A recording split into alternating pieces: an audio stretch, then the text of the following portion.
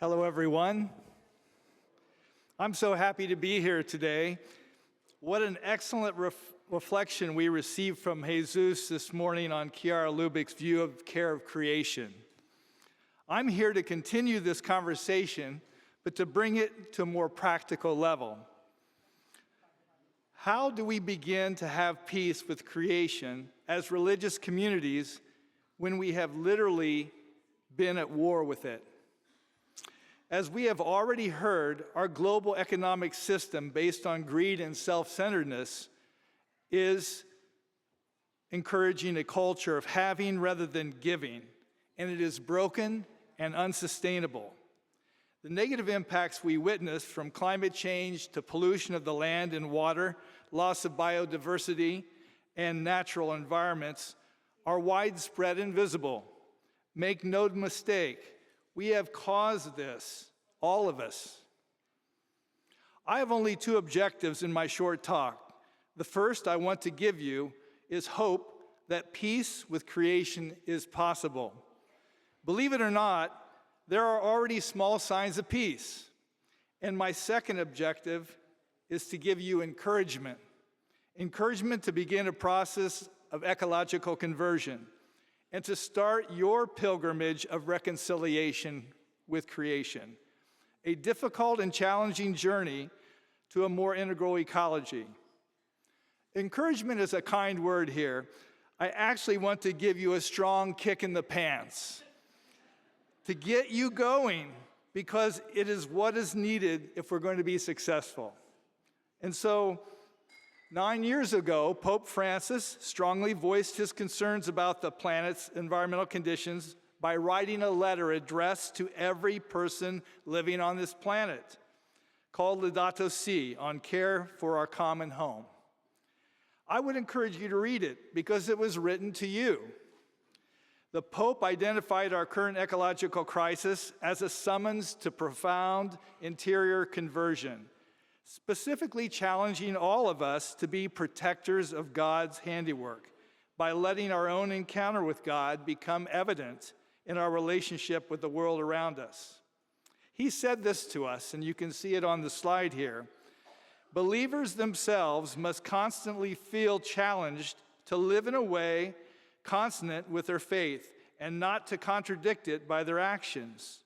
They need to be encouraged to be ever open to God's grace and to draw constantly from their deepest convictions about love, justice, and peace. In a second letter published just this last year, titled Laudato Deum, on the climate crisis, the Pope emphasized that the impacts of climate change are getting much worse and that we are not doing enough to make things better. Besides pointing to the failure of global political efforts, he also emphasized this: there are no lasting changes without cultural changes, without a maturing of lifestyles and convictions within societies, and there are no cultural changes without personal changes. Do you hear a recurring theme here? We need to begin to live what we believe. If it all sounds overwhelming, it may be, but we should take heart.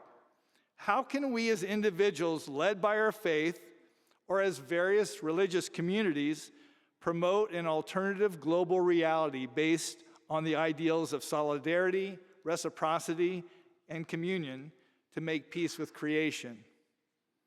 Here is where the first bit of hope comes in. As a lay Catholic who has spent more than 40 years of a career in the environmental field, I have, to put it succinctly and in religious terms, been to the mountaintop and seen the promised land, witnessing not only the devastation caused by pollution across the globe, but also the successful cleanup of the pollution by many corporations that caused it.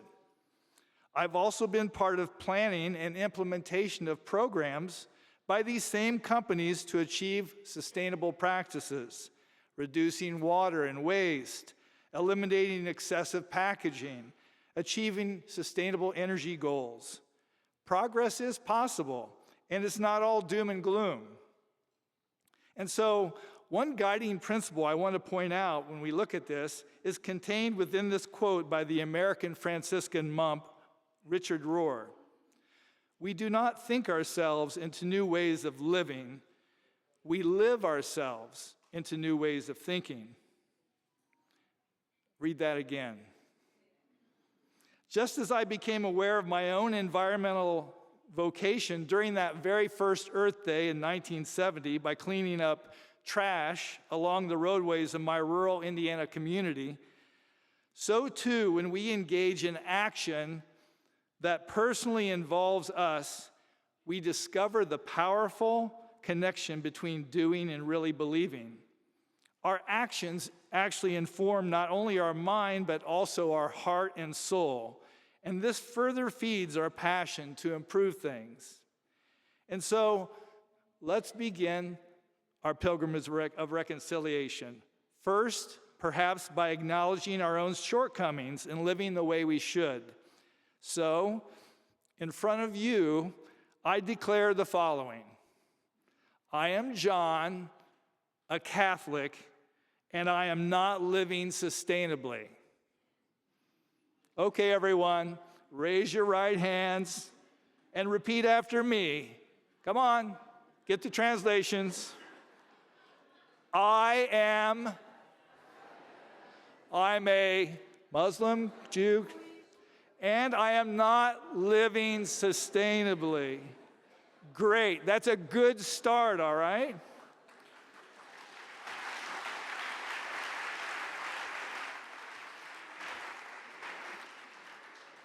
As with any pilgrimage, we meet companions on our journey. And they travel with us, they sustain us to help us make good decisions, to help us overcome the difficulties. Everyone, now take a look to your right, the person next to you. Now take a look to your left. These are your companions. And so, calling to mind the analogy of the words inspired by the prophet Amos that speaks about justice flowing like a mighty river, in 2023, Pope Francis reminded us of the power and effectiveness of unity of purpose. He said this, there are no lasting changes without cultural changes, without a maturing of lifestyles and convictions within societies, and there are no cultural changes without personal changes. Do you hear a recurring theme? We need to begin to live what we believe.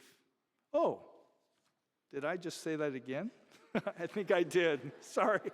I didn't change my papers here. Sorry. Oh, that's okay. Thank you.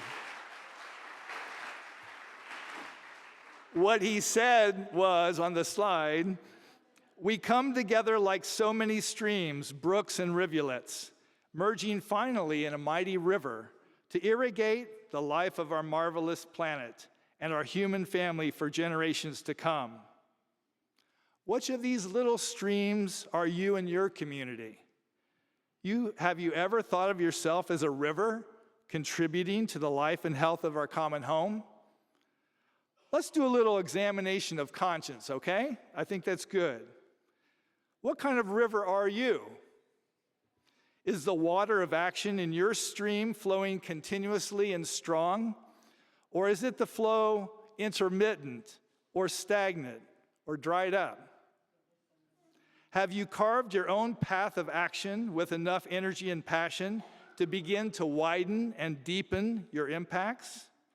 Or have you allowed your actions to be constrained by your own inertia or the attitudes of those around you? Have you ever continued to act individually as a quiet and single tiny stream? Or have you made any effort to combine your waters of action with other nearby streams to create a larger river, one that most effectively works for peace and justice? Your desire to make concrete actions is the next step along the ecological conversion journey. Once you begin, you will find out that it's not always easy to stay on course. Oftentimes, this new change of direction will require you to go against the current, which, as you will observe, is very strong. And so, what are some of these difficulties you're going to face on the pilgrimage? Well, there's inertia, right? It's easier just to keep doing what I've always done. There's insignificance. What we do really doesn't matter. There are resources. We don't have the time or money to do it that way. Knowledge. We don't know where to start. And so, in order to have a better chance of remaining faithful to your goals, it will be important to you to find like-minded kindred spirits along the journey. People to be supported by, to be inspired by, and to be challenged by. People who will encourage you when you are frustrated and simply want to give up. Make no mistake, this is a hard thing to do. So, to help you overcome these challenges, I would like to encourage everyone to join a great, mighty, growing river called the Laudato Si Action Platform. It's a new Vatican-facilitated program, and here's a bit of good news and hope. Started just over 2.5 years ago, we have signed on to this online digital platform and community more than 9,000 individuals, families, religious congregations, communities, and organizations, representing more than 125 million people globally. That's a little bit of good news, I think. I would like, yeah, there you go. So there are various sectors you can join, and they're supported by lots of resources, guides, action ideas, and webinars that connect the global community. The aim is to invite everyone, not just Catholics, but everyone, to share the journey of ecological conversion by making progress on 7 Laudato Si goals and by listening and responding to the cry of the earth, the cry of the poor, and the cry of our children and our future generations. And so, the Focolare movement has signed up on this platform to demonstrate its commitment, becoming more sustainable, and has shared its global eco plan and resource guide with participants.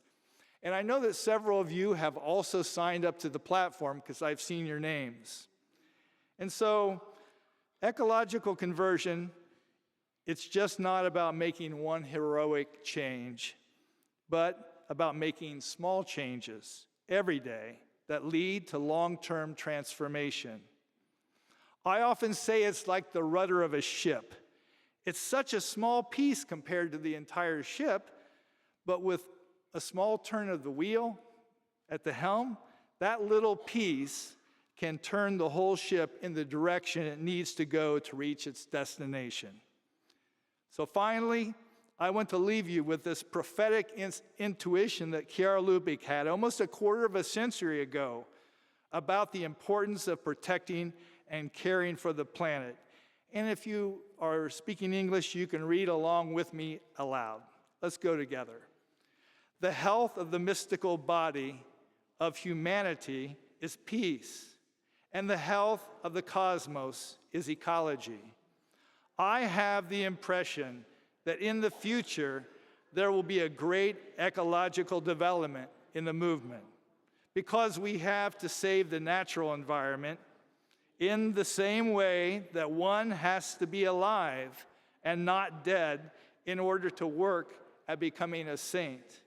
So, too must the planet be alive in order to provide a home for humanity. Our planet is essential for life to exist. Therefore, a healthy ecology is the foundation for peace.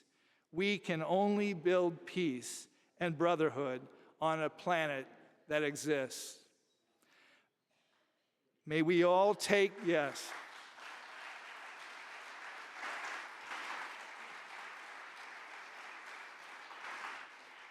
May we all take Chiara's prophetic advice to heart. The future has indeed arrived, and we are all called to live out in concrete ways our lives so that our children, that's my children, and grandchildren may have a home in which everyone and everything can flourish as the Creator intended. Thank you.